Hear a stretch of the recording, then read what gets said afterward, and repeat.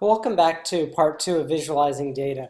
Early in our time together, we looked at the mechanics of how to generate visual diagrams. We talked a little bit about the interpretation and what those diagrams mean. So by way of brief review, before we begin talking about how to use and interpret those diagrams, let's look at what we've already covered. So we talked about histograms and how histograms work very well for single variables that are often the predictor variable along the x-axis. And the y-axis is the frequency or the number of times that that variable occurs. And as we can see here, for the total number of hospital discharges for heart failure, the numbers are clustering to the left of this diagram so that the majority of all discharges are happening here at the left for less than somewhere around 300 to 400 discharges. We talked about box plots and how box plots have the benefit of summarizing a large amount of data on a variable. And some of the key data captured in the box plot are depicted here with the green lines, the 25th percentile at the bottom and the 75th percentile at the top. So the area within which 50% of all the values for this number fall, and the median, or the number that is in the middle of the distribution, is depicted in red. We also talked about scatter plots and how scatter plots can be used to summarize information about two variables simultaneously. And what happens is for every value of x along the bottom axis, there is the variable of y that's plotted. And by convention, the number on the variable on the bottom is the predictor variable. And in this case, we've placed heart failure discharge numbers as the predictor variable. And we've placed heart failure readmission numbers as the outcome variable. So in this scenario, we're trying to see how the number of discharges from the hospital impacts the number of readmissions. And using this scatter plot, we can see, for example, for facilities with 1,000 discharges, they have approximately 200 readmissions. And for those facilities with 2,000 discharges, they have approximately 400 readmissions. So you can see on average for the United States as a whole, the number of readmissions is about 20% of the number of discharges for a given diagnosis.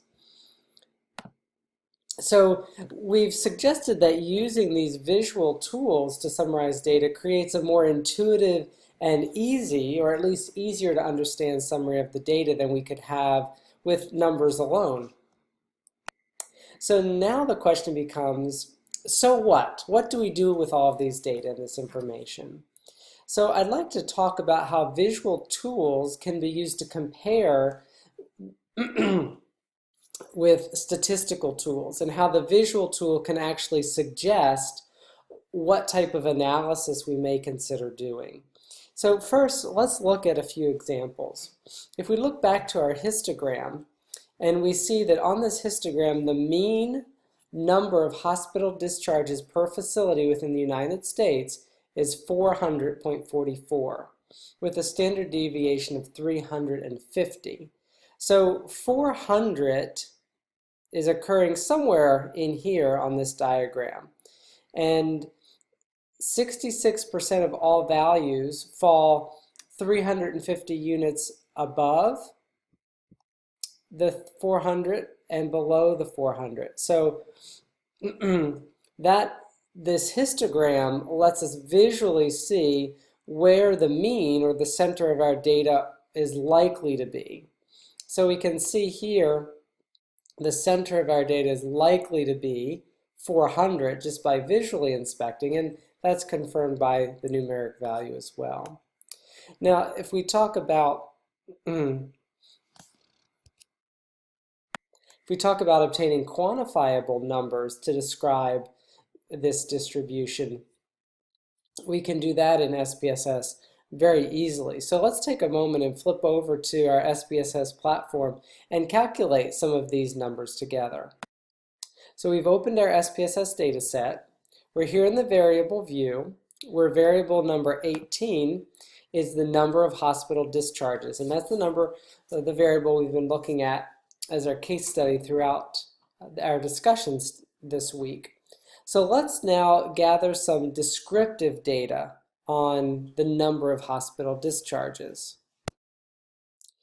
We can see from our Emory roadmap that measures of central tendency and variance that are commonly used in descriptive statistics include means, medians, modes, interquartile ranges, standard deviations. So let's calculate some of those key variables together and compare the statistical output to the visual output and see how these tools work very much hand in hand. So let's consider the total number of heart failure hospital discharges. We'll go to our Analyze menu at the top, and we'll click on Descriptive Statistics and then Frequencies. Now, when our variable window pops up here, we're going to want to scroll down to heart failure discharges. So you can scroll through here, read your variable names until you find it.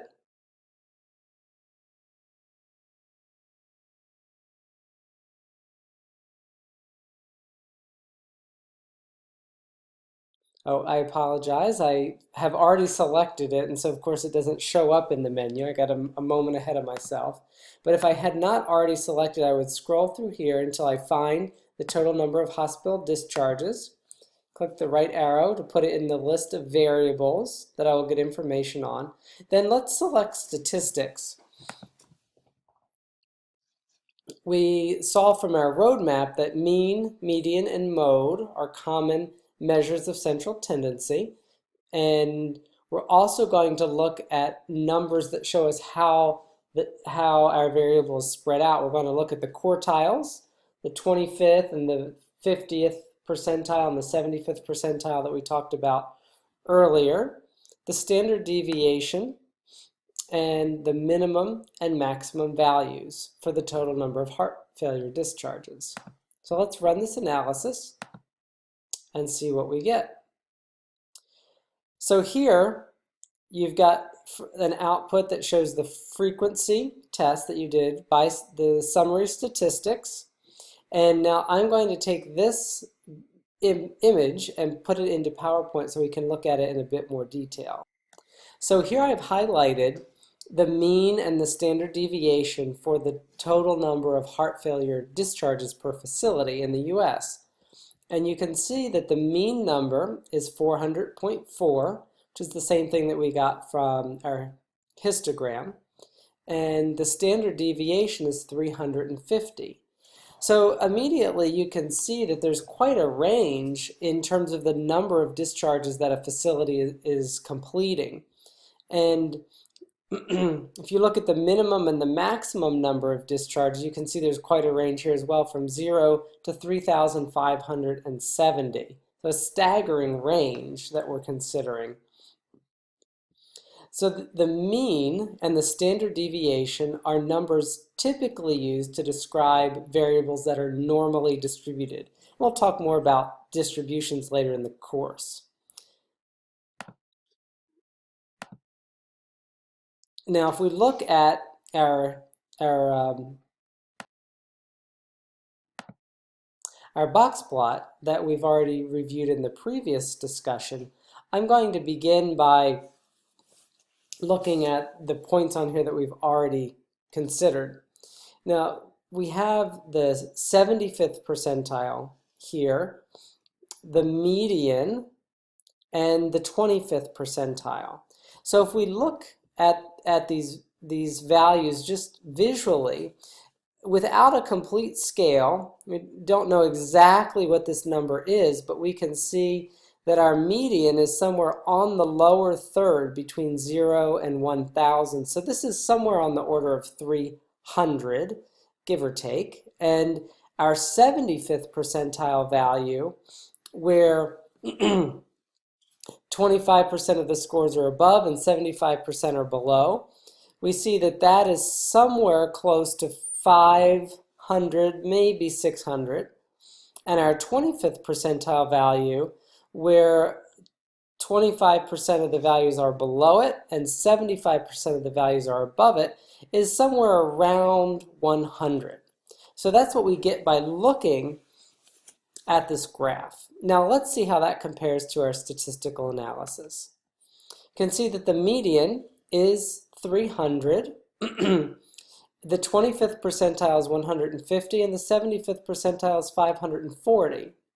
You'll also notice that the 50th percentile of 300 is exactly equal to the median, because that by definition is the median, the number above which are half of the values and below which are half of the values. So that's very similar to what we saw by inspecting the visual diagram, and yet the diagram is very powerful. It's much more intuitive and easy to understand. So finally, I'd like to talk about how visualizing data can help us to generate ideas for future analysis and guide us in our statistical analysis. We talked about in the previous discussion how there's a very powerful, tight, linear relationship between the number of heart failure patients a facility discharges and the number that they readmit. And that's clearly not surprising. The higher the volume of discharges, the more likely a facility would be to readmit that patient.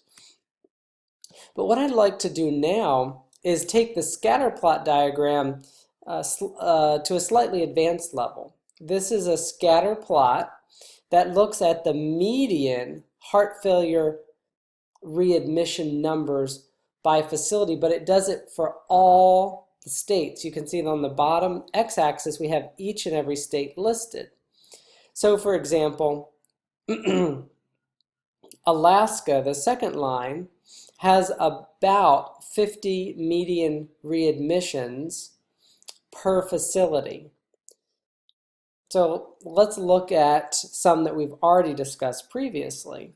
Here you can see Colorado is listed, and this is somewhere on the order between 0 and 50, probably about 40 median readmissions at the state level.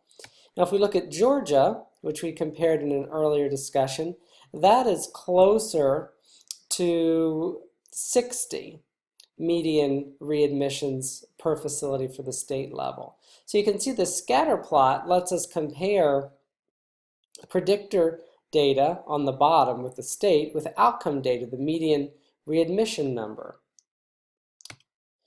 Now, if we look at outliers, such as this data point and this data point, you can see these represent probably the highest and the lowest median readmissions in this data set.